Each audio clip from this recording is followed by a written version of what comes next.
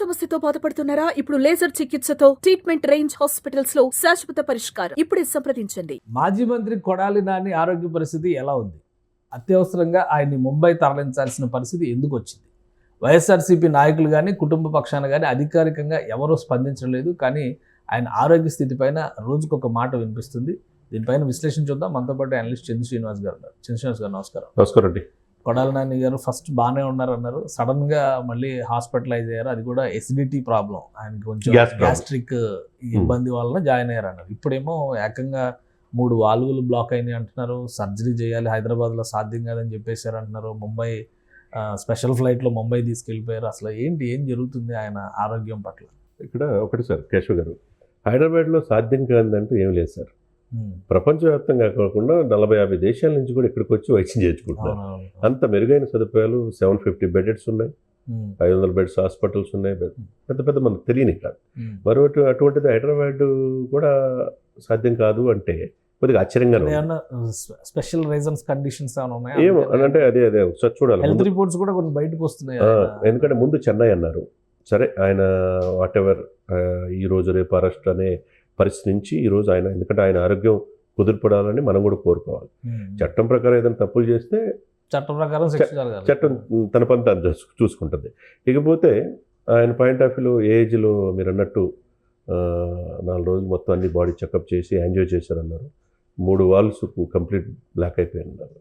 అంటే sensitive case, చాలా serious critical case అనే ఇదిలో కుటుంబాలని సంప్రదించిన తర్వాత ఆయన కొడాలి నాని అనే పేరు కొడాలి వెంకటేశ్వరం, కేఎస్ వెంకటేశ్వరం, ఆయనతో పాటు 8 మంది ఆ ఫ్లైట్లో వెళ్ళారు. 2 క్యాప్టెన్స్ వెళ్ళారు. అది కూడా ఫ్లైట్ బుక్ చేసింది కూడా సాయి కన్స్ట్రక్షన్స్ ప్రైవేట్ లిమిటెడ్. మొత్తానికి వాళ్ళందరూ కలిసి బేగంపేట నుంచి నిన్న వెళ్ళారు.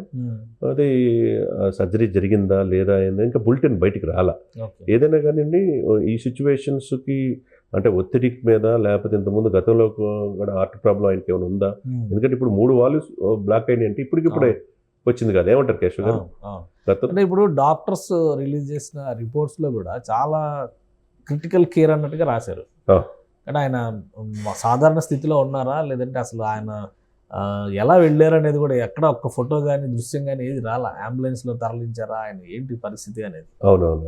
వైసీపీ నాయకులు ఎవరిని కూడా దానిపైన రియాక్ట్ అయ్యే పరిస్థితిలో లేరు. ఆయన కోలుకుంటారు, వస్తారు అనేటువంటి ధీమాతోనే ఉన్నారు. అంటే మీరు చెప్పినట్టుగా ఎక్కడ కూడా బయటికి ఇదిట్లా, ఎందుకంటే ఇంత బ్లాక్ అయ్యి 3 లోపల బాడీలో 3 హోల్స్ బ్లాక్ అయిన తర్వాత మామూలుగా బాగానే ఉన్నాడు మొన్నటిదాకా. ఆయన వంశీ విషయంలో కూడా ఆయనకి ఎక్కడ జైలు దగ్గర కూడా పరామర్శించాడు, అన్నీ ఉన్నాయి. సడన్ కొలాప్స్ లాగా చూడాలి. సడన్ కొలాప్స్ ఎందుకంటే ఓటో తెలియదండి, కొన్ని యాంజియో చేసేదాకా కూడా తెలియదు. కొన్ని ఈసీజీ ఎక్కువ ట్రెడ్మిల్ ఇవన్నీ కూడా బాగానే ఉంటాయి. కానీ యాంజియో చేస్తేనే కానీ అసలు పూర్తిగా బ్లాక్ అయినాయి, ఎన్ని వాల్వ్స్ బ్లాక్ అయినది డాక్టర్లు, కార్డియాలజిస్టులు, నిపుణులు చేస్తే కానీ తెలియదు అనమాట. కాబట్టి దాంట్లో ఆయనకు బయటపడిందని ఏజ్లో కూడా కాదని చెప్పి ఇప్పుడు అక్కడ తీసుకెళ్లారంటే కేసు క్రిటికల్ గా ఉన్నట్టు మనకు కనపడుతుంది. ఇందులో కొన్ని కండిషన్స్ రాశారు, పోస్ట్ డిశ్చార్జ్ కండిషన్స్ అని చెప్పి ఆయన డిశ్చార్జ్ చేసేటప్పుడు కండిషన్స్ రాశారు. Do not take any painkiller except Dolo 650 tablet, అదొకటి రాశారు.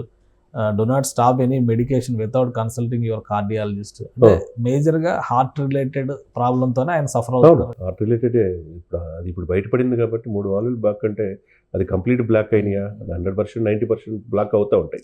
అయితే కొన్ని టైం తీసుకొని చేయొచ్చు.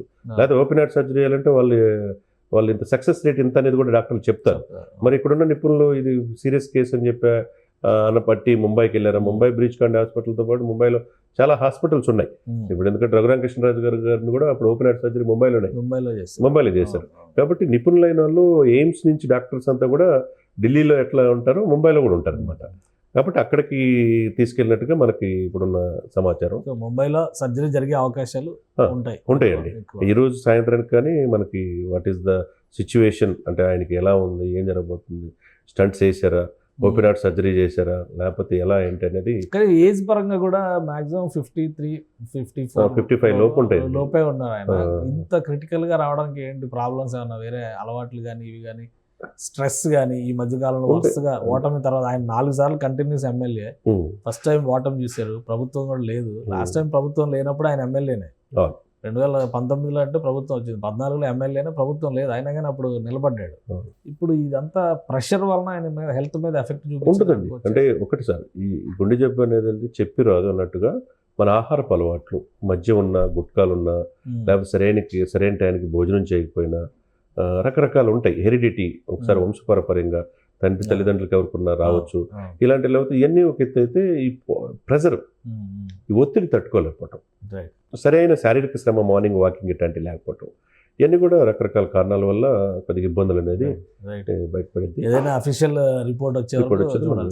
థ్యాంక్ యూ శ్రీనివాస్ గారు. ఇది కొడాలి నాని ఆరోగ్య స్థితి పైన ఏఐజీ ఇచ్చినటువంటి డిశ్చార్జ్ రిపోర్ట్లో కూడా కొన్ని కాంప్లికేషన్స్ ఉన్నాయి. ఆయన బీపీ లెవెల్స్, షుగర్ లెవెల్స్ ప్రతిరోజు 2-3 సార్లు మానిటర్ చేయాల్సినటువంటి పరిస్థితి కనిపిస్తుంది. అలానే ఆయన వెయిట్ కూడా క్రిటికల్ కేర్ని దృష్టిలో పెట్టుకొని ప్రతిరోజు మానిటర్ చేయాల్సిందిగా డాక్టర్ సజెషన్స్లో రాశారు. ఇక ముంబైలో బహుశా ఓపెన్ హార్ట్ సర్జరీకి వెళ్ళడానికి అవకాశాలు ఉండొచ్చు. 3 వాల్వ్స్ బ్లాక్ అయినాయి కాబట్టి ముంబైలో ఉన్నటువంటి ఎక్స్పర్ట్ టీం ద్వారా అయితే ఎక్కువ సక్సెస్ రేట్ ఉంటుంది అనేటువంటి అభిప్రాయంతో ఆయన ఫ్యామిలీ అక్కడ తరలించవచ్చు అనేటువంటి అభిప్రాయాలు వ్యక్తమవుతున్నాయి. ఏదైనా అఫీషియల్ హెల్త్ రిపోర్ట్ ఇంకా రాలేదు కాబట్టి ఆయన కోలుకుని వస్తారని చెప్పి ఆశిద్దాం. ఇది special discussion. Keep watching. Suman టీవీలో మీ పర్సనల్ అండ్ బిజినెస్ ప్రమోషన్స్ కోసం కింది నెంబర్కి కాంటాక్ట్ చేయండి.